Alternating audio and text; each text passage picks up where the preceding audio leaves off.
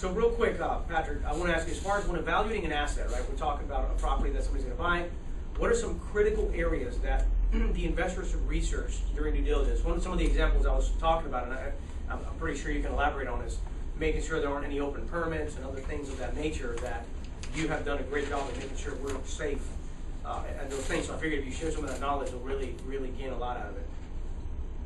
Yeah, so we've come up with kind of like a checklist of things that we do. The first thing we've done is we've developed a relationship with a title company.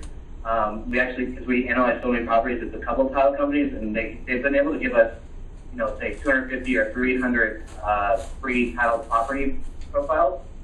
So when we're looking at a property, we'll pull up the property profile, and it's based what the assessor has on records, the county assessor has on records for that property.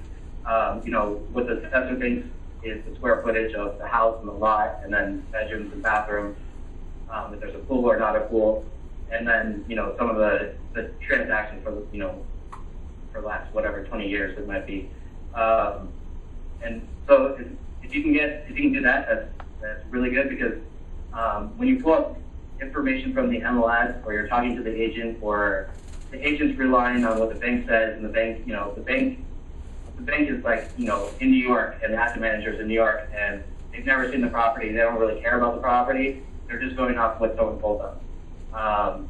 So it's good to pull up the property profiles, so you get what the county assessor thinks is on the property. And you can compare that to what the MLS states. And a lot of times it's not the same. And I'll explain sometimes why that is later.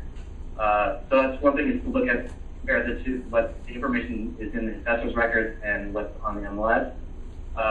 And then also look at the past transactions on the property, and then who currently holds title to the property. Sometimes it gets a little confusing because banks are transferring these properties back and forth, and you want to know who you're really dealing with and who holds the title. Then the next thing we do is we make sure to request any report the seller has. A lot of times they should have a termite report. Almost always they have a termite report. Sometimes you have to request it. They won't give it to you unless you request it. Sometimes they'll have an estimate. If they've done a termite report, they generally will have an estimate of how much.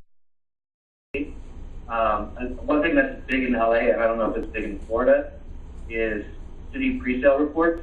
LA and a lot of the cities in Southern California, they require a pre-sale inspection, and before the property gets sold, an inspector will come out to the property and look at it, and then figure out if there's any violations, or if there's unpermitted structures on the property, and they'll issue a report.